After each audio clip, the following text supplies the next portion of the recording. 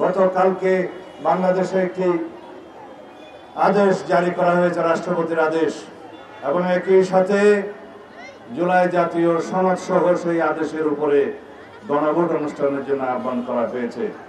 আমরা আমাদের দলের পক্ষ থেকে বলেছি, জুলাই জাতীয় সনদ যেভাবে স্বাক্ষরিত হয়েছে সেটা আমরা প্রতিপালনে প্রতিশ্রুতিবদ্ধ, অঙ্গীকারাবদ্ধ। জুলাই জাতীয় সনদ যেভাবে রচিত হয়েছে, প্রণীত হয়েছে, স্বাক্ষরিত হয়েছে, সেই জাতীয় সনদ আমরা অক্ষরে অক্ষরে প্রতিপালন করার জন্য অঙ্গীকারাবদ্ধ। এর বাইরে চাপিয়ে দেয়া, জবরদস্তিমূলক আর যে কোনো প্রস্তাব যদি দেয়া হয় সেটা জনগণ বিবেচনা করবে।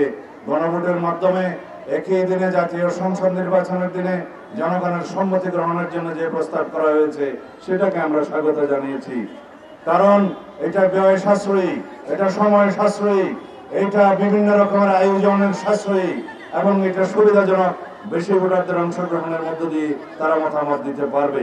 তবে এটা আমাদের মনে রাখতে হবে, গণভোটের মধ্য দিয়ে আইন প্রণয়ন করা হয়ে যাবে না, গণভোটের মধ্য দিয়ে সংবিধান সংশোধন হয়ে যাবে না।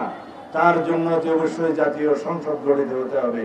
সেই জন্য জাতীয় সংসদ নির্বাচনের পুনরাবৃত্তি করেছেন তিনি 15ই ফেব্রুয়ারির প্রথমার্ধে। সেজন্য তাকে আমরা সাধুবাদ জানিয়েছি।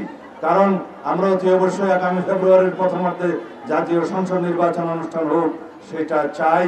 এই জাতি চায়, আমরা ভোটাধিকার প্রয়োগ করতে চাই।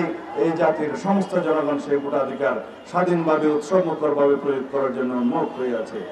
আমরা মনে করি বাংলাদেশে সেই জাতীয় সংসদের সার্বভৌমত্ব যাতে ক্ষুণ্ণ না হয়, সেই জন্য আমরা কোনো আরোপিত আইন দিয়ে, আদেশ দিয়ে, যে কোনো রকমের জবরদস্তিমূলক প্রস্তাব দিয়ে জাতীয় সংসদের সার্বভৌমত্বকে আমরা হস্তক্ষেপ করাতে দিতে চাই না।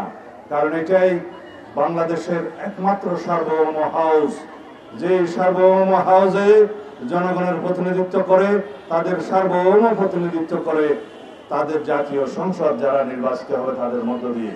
বাংলাদেশের একমাত্র হাউস, বাংলাদেশের জাতীয় সংসদের সার্বভৌম হাউস, যে হাউসের যে কোনো আলাপ আলোচনা কার্যক্রম আদালতে চ্যালেঞ্জ করা যায় না।